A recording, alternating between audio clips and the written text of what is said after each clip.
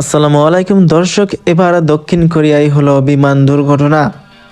181 জন যাত্রী নিয়ে দক্ষিণ কোরিয়ায় বিমান বিধ্বস্ত।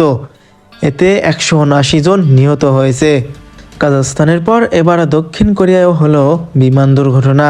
এতে প্রাণ হারিয়েছে 179 জন। দক্ষিণ কোরিয়ার বিমানবন্দরে অবতরণের সময় রানওয়েতে ছিটকে পড়ে একটি যাত্রীবাহী বিমান বিধ্বস্ত হয়েছে। বিমানটিতে থাকা 181 আরোহীর মধ্যে 179 জন নিহত হয়েছে। রবিবার 29 ডিসেম্বর ভোরে মুয়ান আন্তর্জাতিক বিমানবন্দরে এ দুর্ঘটনা ঘটে। খবর পাওয়া গেছে দ্য গার্ডিয়ানের।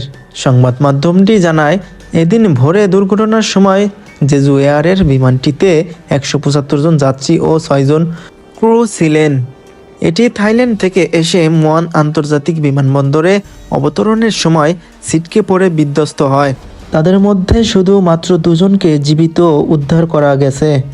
তাদের মধ্যে একজন যাত্রী ও একজন ক্রু সদস্য। বাকি 179 জন নিহত হয়েছেন। স্থানীয় ফায়ার সার্ভিসের প্রধানের বরাত দিয়ে রয়টার্স জানিয়েছে, দুর্ঘটনাস্থলে আগুন নেভানো হয়েছে। এছাড়া বিমানের পেছনের অংশ থেকে 2 ক্রু সদস্যকে উদ্ধার করা হয়েছে। তাদের মধ্যে একজন পুরুষ ও একজন নারী রয়েছে। দক্ষিণ কোরিয়ার সংবাদ সংস্থা ইয়ন হাপ জানিয়েছে, ধারণা করা হচ্ছে দেশের দক্ষিণ পশ্চিমে বিমানবন্দরে অবতরণের চেষ্টা করার সময় পাখির সাথে সংঘর্ষে ফলে ল্যান্ডিং গিয়ারের ত্রুটির কারণে দুর্ঘটনাটি ঘটেছে। উদ্ধার হওয়া 2 জন ছাড়া উড়োজাহাজটির সব যাত্রী নিহত।